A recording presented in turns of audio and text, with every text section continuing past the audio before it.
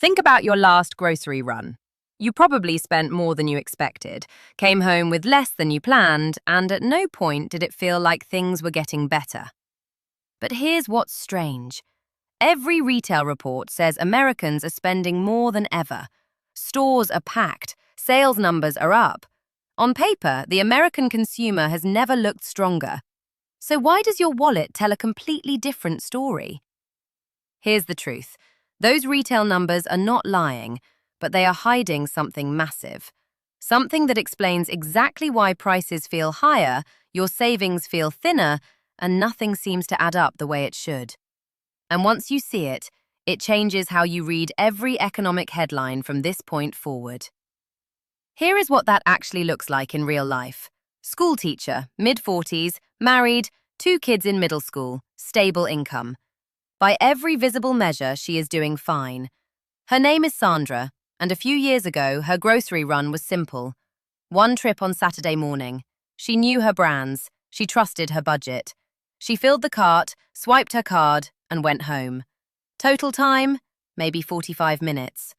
Today, Sandra goes to the grocery store 3 times a week. You might assume that means she's spending more. She's not. Each trip is a small, deliberate basket. A few items she spotted on markdown Monday, a check on the weekly sale cycle Thursday, a careful fill-in Sunday. Only what she's confirmed she can afford that week. Her total spend per month has actually gone down. But here's what the data sees. 3 visits, 3 transactions, 3 separate entries in the foot traffic report. The store looks busier than ever. The revenue number looks healthy. The earnings call sounds confident.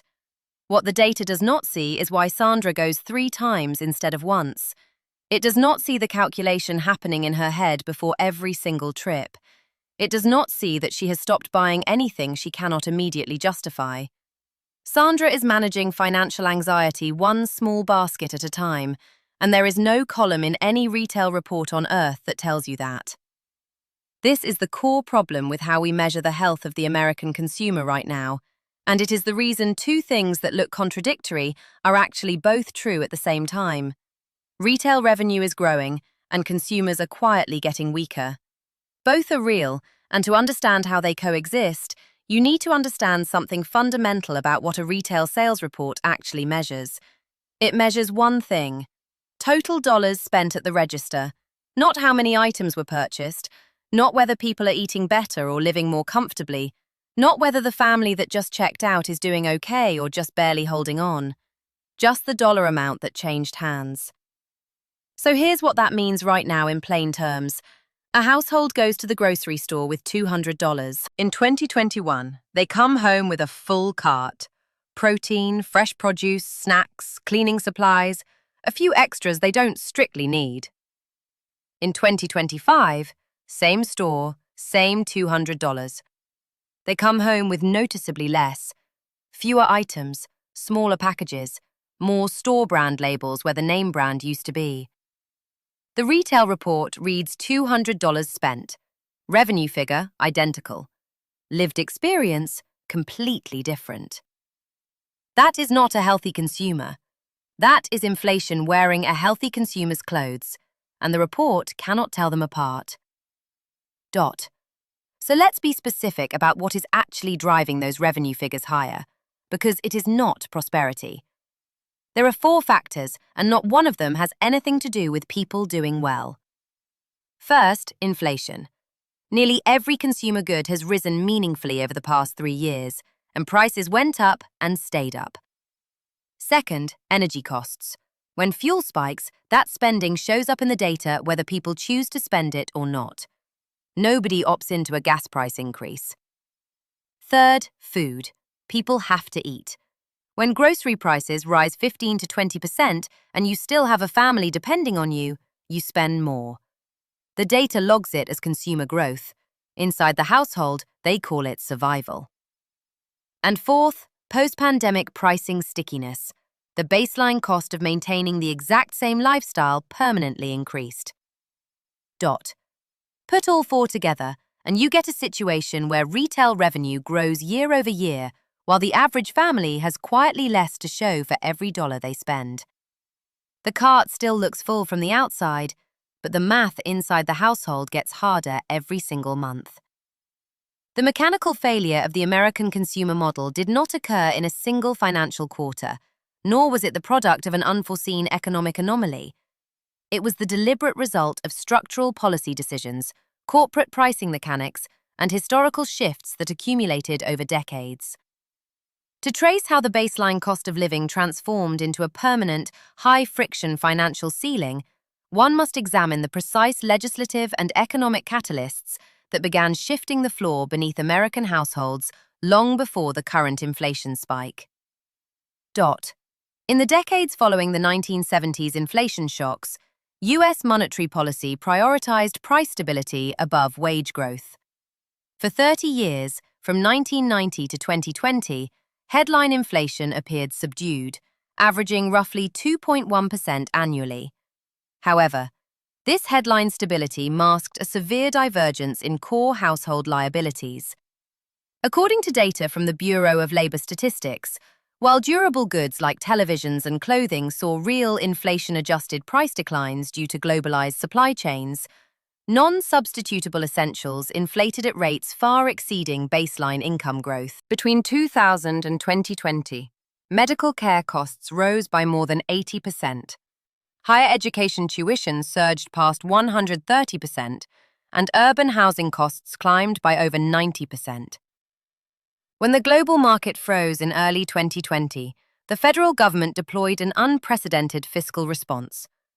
Congress authorized over $5 trillion in direct economic relief through the CARES Act, the American Rescue Plan, and related legislation. Federal Reserve balance sheets expanded from $4.1 trillion in early 2020 to a peak exceeding $8.9 trillion by early 2022. Direct stimulus payments, expanded child tax credits, and suspended federal student loan payments temporarily injected roughly $2.7 trillion in excess savings directly into consumer bank accounts. This massive injection created a short-term distortion.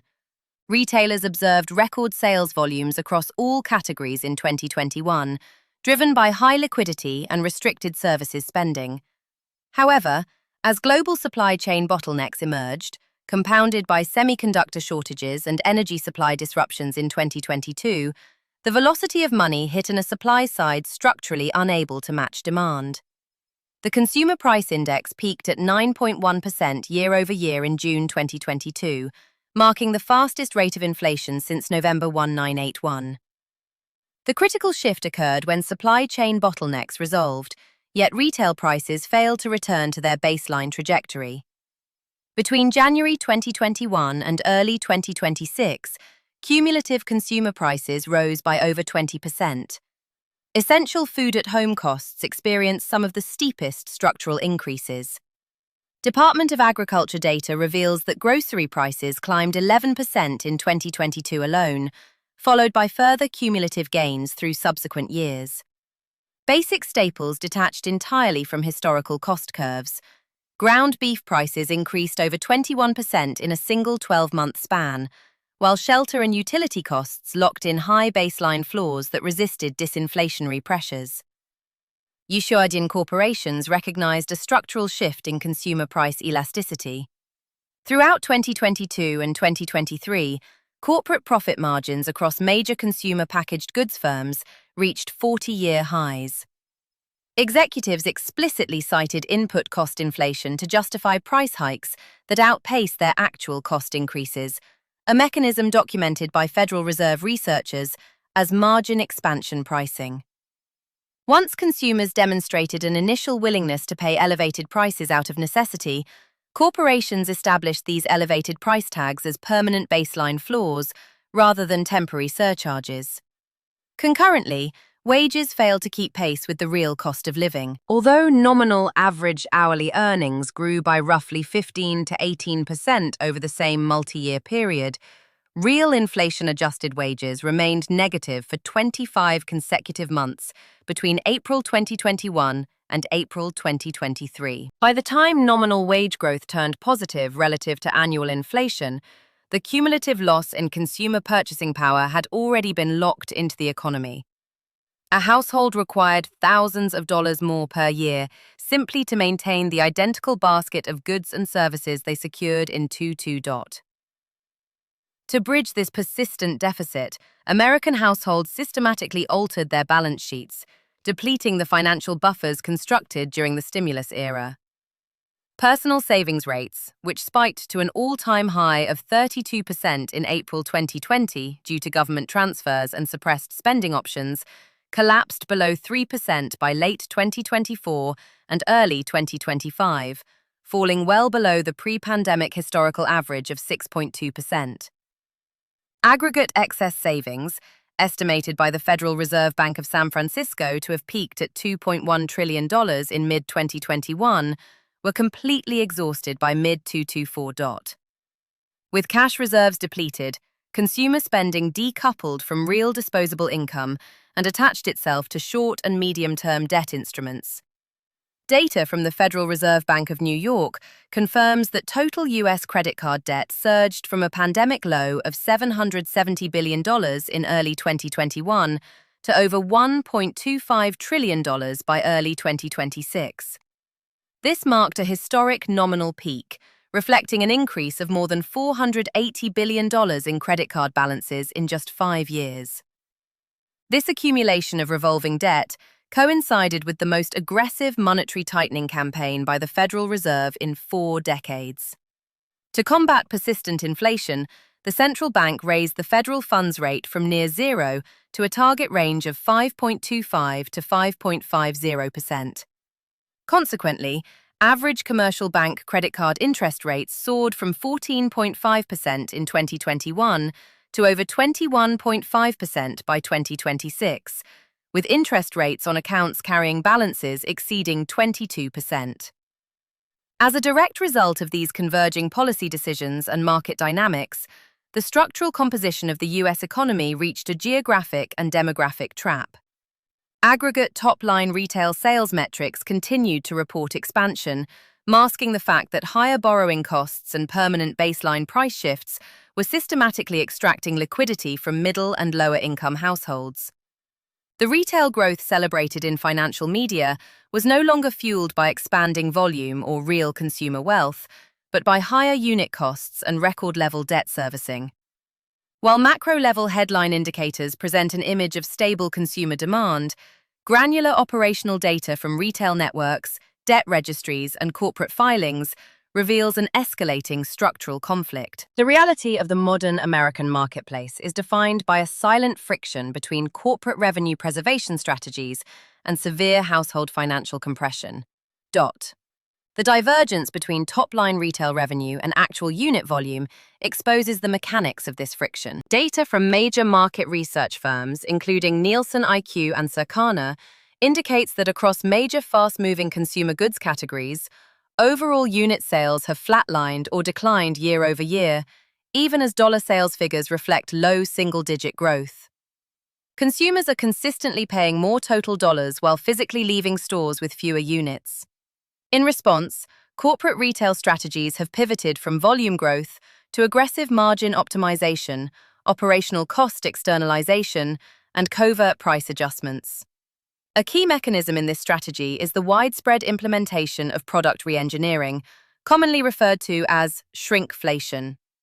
Analysis by the Bureau of Labor Statistics and independent consumer protection agencies shows systematic package downsizing across essential household categories, including paper products, cereal, packaged snacks, and cleaning detergents. By reducing the net weight or volume of an item by 5 to 15% while maintaining its retail price point, manufacturers execute a covert price increase that avoids triggering immediate consumer resistance at the shelf edge. The financial burden is transferred directly to the household, which experiences a higher rate of product exhaustion and must repurchase items more frequently. Simultaneously, major retail conglomerates have shifted significant capital toward private label expansion and automated service architecture. Store brands, which historically carried lower profit margins but provided entry-level price points, have been repositioned to capture margin share as name-brand products become cost-prohibitive for average shoppers. According to the Private Label Manufacturers Association, Annual sales of store brands surpassed $230 billion, representing record market share gains across food and household sectors. At the store level, the rapid deployment of self-checkout infrastructure and digital app-based pricing models has effectively externalized labor costs onto the consumer. Retailers have replaced traditional cashier staff with automated terminals, reducing store-level headcount and labor overhead. Concurrently, the proliferation of digital loyalty programs and app-exclusive coupons creates a tiered pricing ecosystem. Consumers who do not utilize mobile applications or submit personal data for corporate tracking are subjected to higher base shelf prices, effectively penalizing non-digital or time-constrained shoppers. Behind these retail strategies lies an expanding reliance on non-traditional consumer financing mechanisms to sustain daily sales volumes.